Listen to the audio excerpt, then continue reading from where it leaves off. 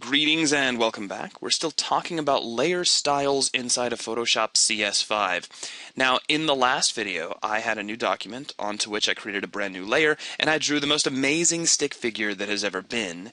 I'm going to grab the Move tool and slide this over a little bit to the edge of my document. The only reason I'm doing that is so that when I bring up the Layer Styles window, we'll have plenty of room for the window to sit and you can still see what's going on. Now, in the last video, I mentioned very casually that there are a couple of ways to get to the layer style window, but I'm pretty sure I only showed you one, and that was to go under the little FX button at the bottom of your layers panel. The other way to do it is to double click on your layer. Make sure you don't accidentally click on the name. If you do that, you're just going to go into renaming mode, and we could do that. We could name this layer stick figure.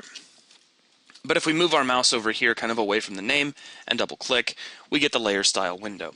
Now in this video, I'm going to take things very, very slowly. We're going to break this up into several very small videos. And we're going to start by taking a look at the styles area, which is at the very top of the layer style window. Now, all this is a series of presets, if you will.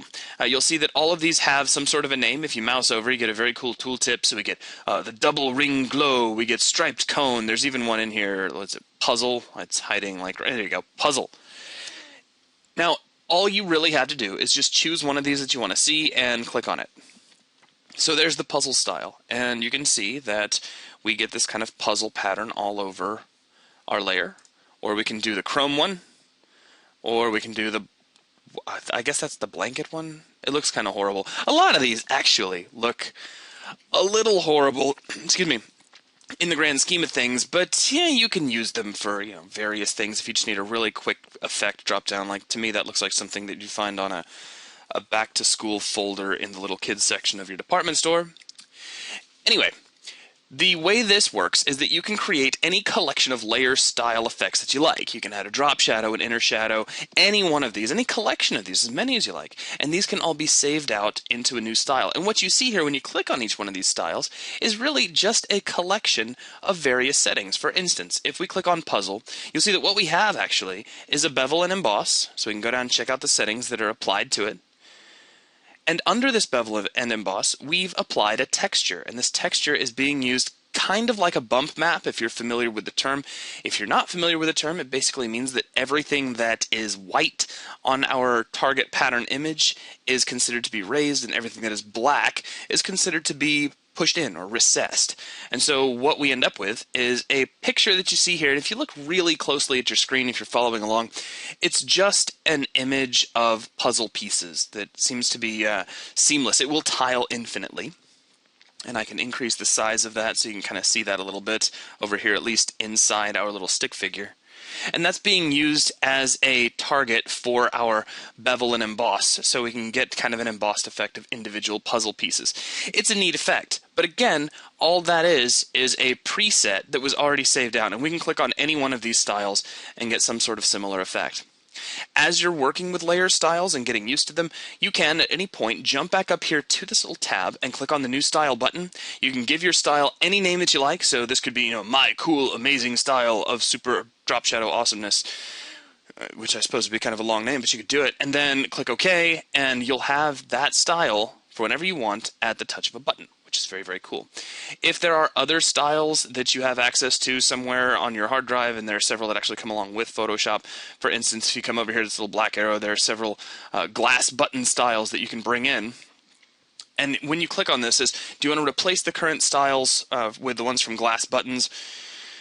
And goodness knows we could, because a lot of these styles are pretty horrible, but we'll click on append anyway.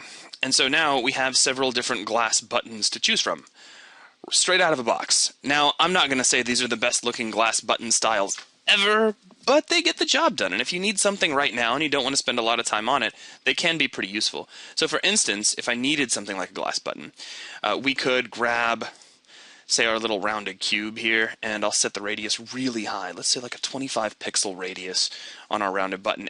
I'm sorry, rounded box. And if you want to create a rounded rectangle here, you can click on whatever shape happens to be under your black arrow tool, and you'll see rounded rectangle. It's the second one down. So if this was previously the rectangle tool or the polygon tool or anything else, just switch it over to rounded rectangle and set the radius up.